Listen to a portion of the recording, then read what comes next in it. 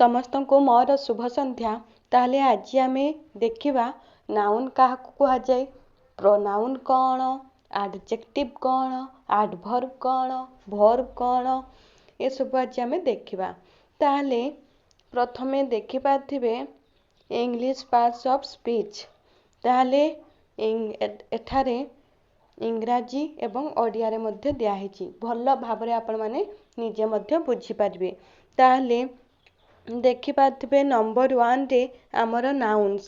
ତାହେଲେ ବିଶେଷ୍ୟ କାହାକୁ କୁହାଯାଏ ସୁନ୍ଦର ଭାବରେ ଆମର ଓଡ଼ିଆରେ ଲେଖା ହେଇଛି। ଦେଖିପାରୁଥିବେ ତଳେ ଦୁନିଆର ସବୁ ପ୍ରକାର ଜିନିଷ ଯଥା ପ୍ରାଣୀ, ପଦାର୍ଥ, ଗୁଣ ଏବଂ ବ୍ୟକ୍ତି ବା ସ୍ଥାନର ନାମକୁ ପ୍ରକାଶ ପାଇଁ ଯେଉଁ ଶବ୍ଦ ସବୁ ଥାଏ ତାହାକୁ ବିଶେଷ୍ୟ ବା ନାଉନ୍ କୁହାଯାଏ। ତାହେଲେ ଆମେ କେତେକ ଏକ୍ଜାମ୍ପଲ୍ ମଧ୍ୟ ଦେଖିବା।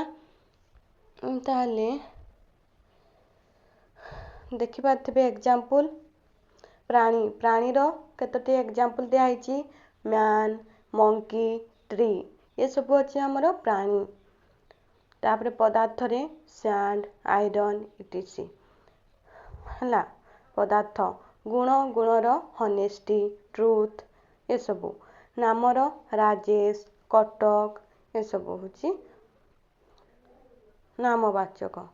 ତାହେଲେ ନାଉନ୍ର ପୁଣି 3 ପ୍ରକାର ଯଥା countable noun, uncountable nouns, proper nouns. ଦେଖିପାରୁଥିବେ କାଉଣ୍ଟେବୁଲ୍ ଗଣନୀୟ ବିଶେଷ୍ୟ, ଅନକାଉଣ୍ଟେବୁଲ୍ ନାଉନ୍ସ ଅଗଣନୀୟ ବିଶେଷ୍ୟ, ପ୍ରପର୍ ନାଉନ୍ ନାମବାଚକ ବିଶେଷ୍ୟ। ଇଏ ଦିଆହେଇଛି ନିଜେ ମଧ୍ୟ ଦେଖିପାରିବେ। ସେକେଣ୍ଡ ଆମର ଦେଖିପାରୁଥିବେ ପ୍ରୋନାଉନ୍। ତାହେଲେ ପ୍ରୋନାଉନ୍ ସର୍ବନାମ କାହାକୁ କୁହାଯାଏ ଓଡ଼ିଆରେ ବହୁତ ସୁନ୍ଦର ଭାବରେ ତାହା ମଧ୍ୟ ବୁଝାଯାଇଛି। ବ୍ୟକ୍ତି, ପଦାର୍ଥ, ସ୍ଥାନକୁ ବାକ୍ୟରେ ଥରେ ବ୍ୟବହାର କଲା ପରେ ପରବର୍ତ୍ତୀ ବାକ୍ୟମାନଙ୍କରେ ତାହା ପାଇଁ ତା ବଦଳରେ ଆମେ ଓଡ଼ିଆରେ ସେ, ସେମାନେ, ଏହା, ତାହା, ସେଗୁଡ଼ିକ ଇତ୍ୟାଦି ବ୍ୟବହାର କରୁ, ଯାହାକୁ ସର୍ବନାମ କୁହାଯାଏ। ସର୍ବନାମ ସବୁ ଜିନିଷ ବଦଳରେ ବସେ ବୋଲି ତାହାକୁ ସର୍ବନାମ କୁହାଯାଏ। ଇଂରାଜୀରେ ତାହାକୁ ପ୍ରୋନାଉନ୍ କୁହାଯାଏ।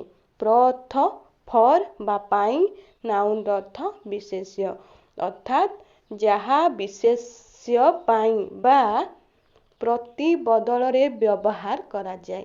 Example I, we, you, he, she, this, that, it, they ଇତ୍ୟାଦି। ତାହେଲେ ଫାର୍ଷ୍ଟ ପର୍ସନରେ ଦେଖିପାରୁଥିବେ ଆଇ, ଉଇ, ମୁଁ, ଆମେମାନେ। ସେକେଣ୍ଡ ପର୍ସନରେ ଦେଖିପାରୁଥିବେ ୟୁ, ତୁ, ତୁମେ, ଆପଣ, ତୁମେମାନେ, ଆପଣମାନେ। ଥାର୍ଡ଼ ପର୍ସନରେ ହି, ପୁଲ୍ଲିଙ୍ଗ, ସି, ସ୍ତ୍ରୀଲିଙ୍ଗ, ଦେ, ସେମାନେ, ଦିସ୍, ଦ୍ୟାଟ୍, ଇଟ୍। ତାପରେ ଆଇ, ଉଇ, ୟୁ ବ୍ୟତୀତ ସୃଷ୍ଟିର ଅନ୍ୟ ସମସ୍ତ ଜିନିଷ ଥାର୍ଡ଼ ପର୍ସନରେ ଯାଏ। ପ୍ରୋନାଉନ୍ ମାନଙ୍କର ଅନ୍ୟ ରୂପ ଦେଖିପାରୁଥିବେ ଆଇରୁ ମି, ମାଇ, ମାଇନ୍, ମାଇସେଲ୍ଫ ସୃଷ୍ଟି ହୁଏ। ଉଇରୁ ଅସ୍, ଆୱାର, ଆୱାର୍ସ, ଆୱାରସେଲ୍ଫ। ୟୁରୁ ୟର୍, ୟର୍ସ, ୟର୍ସେଲ୍ଫ ସୃଷ୍ଟି ହୁଏ। ନମ୍ବର 3ରେ ଆମର ଦେଖିପାରୁଥିବେ ଆଡଜେକ୍ଟିଭ୍ ବିଶେଷଣ। ତାହେଲେ ବିଶେଷଣ କାହାକୁ କୁହାଯାଏ ନା ବିଶେଷ୍ୟ ମଣିଷ, ପ୍ରାଣୀ, ପଦାର୍ଥ ଇତ୍ୟାଦିର ଗୁଣ, କ୍ୱାଲିଟି, ପରିମାଣ, କ୍ୱାଣ୍ଟିଟି, ସଂଖ୍ୟା, ନମ୍ବରକୁ ବୁଝାଉଥିବା ବା ବର୍ଣ୍ଣନା ଦେଉଥିବା ପୁଣି ପ୍ରଦର୍ଶନ କରୁଥିବା ପଦକୁ ବିଶେଷଣ ବା ଆଡଜେକ୍ଟିଭ୍ କୁହାଯାଏ। ତାହେଲେ ଦେଖିପାରୁଥିବେ ଇଏ ହେଉଛି ଆମର ଏକ୍ଜାମ୍ପଲ୍ ମଧ୍ୟ ଦେଇଛି। ପୁଣି ଆଡଜେକ୍ଟିଭ୍କୁ କେତେ ପ୍ରକାରର ସେ ମଧ୍ୟ ଦେଇଛି। ତାହେଲେ ଇଏ ଦେଖିବେ। ତାପରେ ଆମର ଫର୍ରେ ଆସିବ ଭର୍ବ, କ୍ରିୟାପଦ। କ୍ରିୟାପଦ କାହାକୁ କୁହାଯାଏ ନା ଦୁନିଆର ବିଭିନ୍ନ ପ୍ରକାର କାର୍ଯ୍ୟକୁ ବୁଝାଉଥିବା ଶବ୍ଦମାନଙ୍କୁ ଓଡ଼ିଆରେ କ୍ରିୟାପଦ କୁହାଯାଏ। ଇଂରାଜୀରେ ତାହା ହେଉଛି ଭର୍ବ। ତାହେଲେ ପୁଣି ଭର୍ବକୁ 2 ଭାଗରେ ବିଭକ୍ତ କରାଯାଇଛି। 2 ପ୍ରକାରର କ'ଣ ନା ମେନ୍ ଭର୍ବ ଆଉ ଅକ୍ସିଲାରୀ ଭର୍ବ।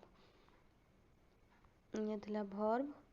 ତାପରେ 5ରେ ଆମର ଆଡଭର୍ବ, କ୍ରିୟା ବିଶେଷଣ, ତାପରେ ଦେଇଛି ପ୍ରିପୋଜିସନ ଦେଖିଦେବେ।